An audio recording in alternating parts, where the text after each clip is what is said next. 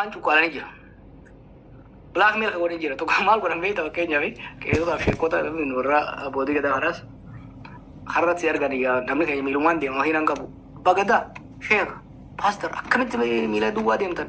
Mee kottaa makiinaa kana seenaa hoo makiinaa kana oofaa jedhanii torban lama dhufanii makiinaa sun isaa lakkin deebisnu hunoo abalu dachaasa baankii tolchi jedhaniin mannillee wajjin dhufuu qaba mana seene makiinaan manni dhufee mire. Abagaan manguddichi makiinaa sonnis godhate jiruunis wayyooyte gabbeetti irra rogoo abboo nama keenya miidhinaa gaafa ni jee sheeka baatii yaa dabarte bara gan kafalin jedhaniin maal hin qabu jaarsiin akkasitti hin jiru barre dallaalli immoo dhufa barre mootummaa tuttuquu santoonnidha yoo mootummaa itti dhiitee qofaarsitan kana jira jechuudha walii beekuun gaarii warra calisan uumaa miti manguddoos ta'e sheekas ta'e paaster ta'e warra calisan uumaa misan sanirra ammatti irra laallu yoo dubbatan gaarii dubbatu baay'ina uumaa miti hagati bahee garuu osoo ilmoon namaa ibiddaan gubataa jirtu man kumaatamaan buqqaa jiru shooferri kararratti akka re'eetti fuudhamu jiru. Salaam alaikum. Sirna faarsu. Salaam alaikum. Sirna faarsu waan apa abaram kunoo yerane. Wallahi cidhaanumaan waa gaafachaa jira. Cidhaan bu'aan qabanii shamarraniif carraa kennaa gaa'isin shamarran mirga eegaa. Maali asli jenne shamarran ladies first jan aboo dhalaa yaaboo mana Ayyee gaafi bareedduu hafte dubbi sheekota haraan ta'iniifis inni sheeka. Hundaafuu amma duraas akkan jeetti abbootii keenya amantiidha ni kabajna ni jaalanna. They are our moral lights. Warri karaa rabbii irra karaa rabbii jechuun maal jechuu beektu karaa kan beekutti akka namoota akka hedduu waan amantii kan karaanitti karaa rabbii dhugaa dubbachuu dhugaa uummataa dubbachuu miskiinaaf nahuu araara uummataatii fi amma namoota dhuunfaa kadhachuuf walitti araarsuudha. Gaafa kanarraa maqanii nama waliin naquu eegalan. Gaafa miskiina rakkatutti kofluu fi zaalima faarsuu eegalan. Gaafa waliin buuna. San waliin dhiifnu jechuudha. Maaliif namni isheen akkas godhe sheekaa miti paastaraas miti sun maafiyaa ta'ee jira. Bare afaaniin natti ulfaata malee bara paastarootaaf sheekotaaf qeessotaaf beekaa bara maafiyaa keessa kariin arge. Dalagaan isaanii maali? Maafiyaan nama huuti. Sheetichi takka paastarii takka abbaa gadaa jee maratee dallaala ta'a jidduu. Waquu bubbaa fa'aa abbaa gadaati adaabaatti ajjabaa gootar jedhe. Sheekha gurguddaa haaji abaluu jamuu fi paastara abaluu jamuu barra waan kana harkee jira. Dhuunfaan itti mee keessa yaasuu jira tokko tokkoon jechuudha. Nuu qabsaa hin jennuun nuti. Gara keenya goraa hin jennuun nuti. Gara uummataa dhugaarra goraa. Garuu immoo hattuuf saamtuu maafiyaa nama jeeftu wajjiin biyyaaf uummata cirachuu maafiyaadhaan adda baafnee ilaallu sun kun ifa ta'uu danda'u qaba. Karaa maqii jettus kanuma. Kaameraan ilaala nama karaa maqii sun faana haaywee guddaadha. Karaa Finfinnee irraa kiiloomeetira 150 jiru hunda diroonii fi kaameraan ilaalu jiran. Osoo laalan godhu jiran. Dhibbatti isinitti konvinsi ta'eetiin jira. Karaan gurguddaan kuni beekamtii mootummaatiin beekamtii mootummaa federaalaa fi naannootiin saamu. Waraanni san barbaachisu diroonii sarviilaansi diroonii qofaadhaan to'achuu danda'a karaa hanga Bordoddeetti jiru asiin hanga Mooyyaaleetti jiru asiin hanga Baardaaritti jiru dhorkuu danda'a irraa. Diroon sa'aa fi manguddoo ittiin ajjeesu kanaan dhorkuu danda'a. It's very easy to do it. Surveillance sa'aatii tamee sun laalu diroonii hedduu ammayyaa qaban amma. Kana beekaati tiriisan maaliif tiriisan tokko warra saamu sanuutu qaama mootummaati. Sirbiin gadhiisa amma viidiyoo tokko ni haasa'anii. Abaluu warra bakka sanirra mannee turre maali ni dee'oo wajjin nyaata kanaaf diidefaa jiran. Ni beekan ta'in waa everything jechuudha. Kama qiitis akkasuma. Nagaa siin jedhan immoo bara karaan maqii karaan gurguddaan kun karaan lamaan kun keessattuu sanatti immoo karaan gara Oromiyaa ba'uufna gabayaa chirichaaroo ni qabbaneessina.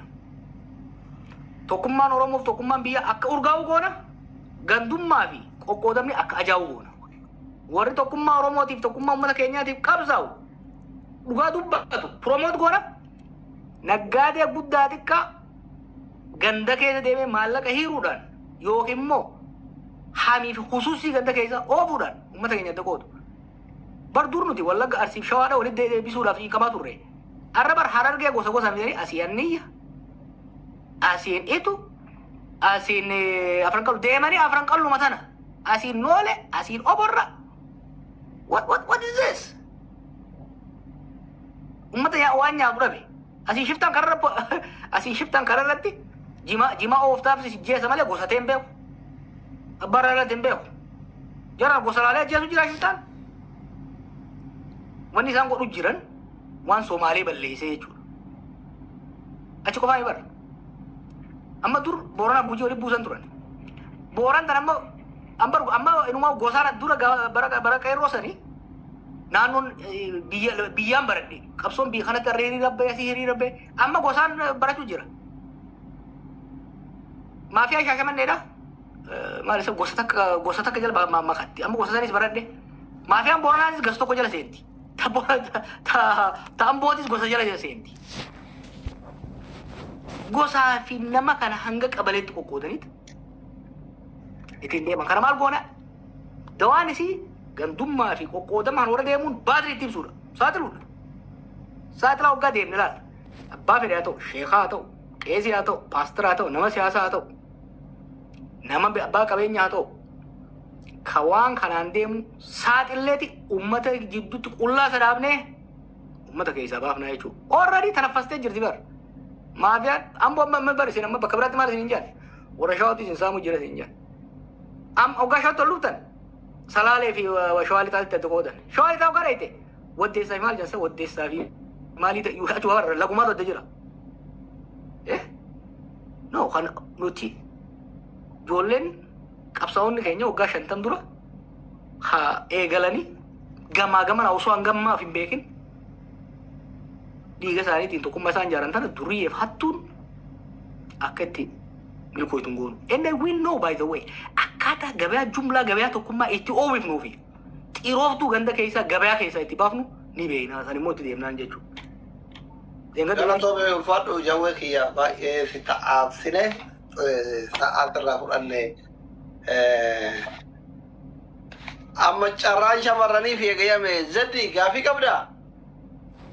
Carraan shamarranii kana wal jalaa gabbuunee warri yaada fudhate gabbuufnee shamarran kan akka gaariitti akka yaadarraa fudhatanaa goonu.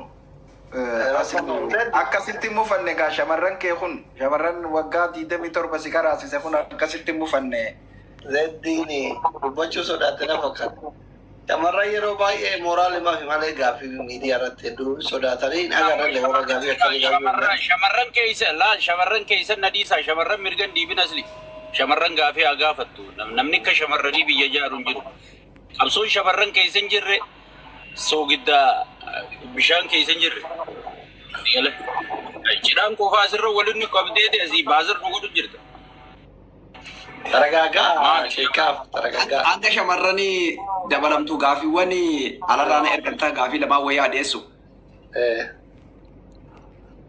Ayyee Jawaariif gaafiin dhiyaate tokko biyyarraa tokko gara Saudi Arabiyaarraa kan erganii gaafiin Itoophiyaarraa dhufe maal jedhaa furmaanni rakkoo Itoophiyaa daandii warraaqsaatiin immoo daandii haaromsaatiin argama. Biyyi kun rakkoo irratti ijaaramte diiganii haarawa ijaaruu wayya jettamoo kanuma haaromsuu wayya yaada jedhudha kan inni kaa'e Itoophiyaarraa.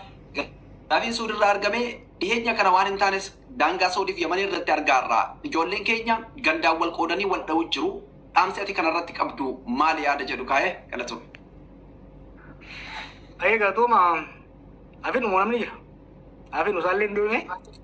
Gaafii wal qabsiistee osoo nu deebistee gaaraan illee gaafii kan qabaa jaal siraach keenya galatoometilleen. Gaafiin tiyya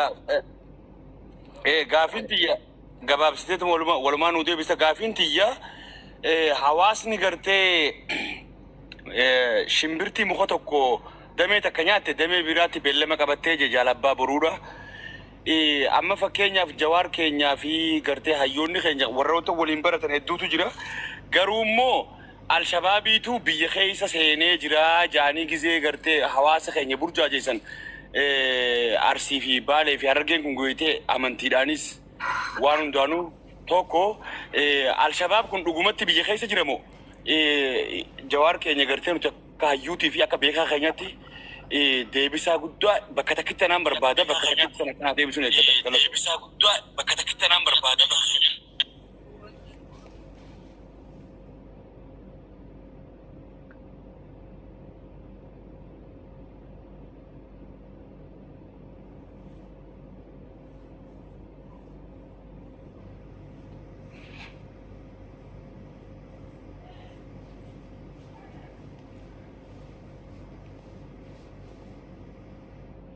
Janganati Ziyad binti warrin rafu di Hamza. Nanati suinti wanni anarra. Amma akkasin goonu wantina akkasin goonu shekkaabrin jarjarin jedhin goola biyyanumaa isinii bareechadhis ijoolleen dinqisiifannamaaf fa'aa Jawaari waggaa dheeraa jaallattu fa'aa seente ol seente onni hidhaa dubbachuu dandeettu. Nu dubbatu dadhabne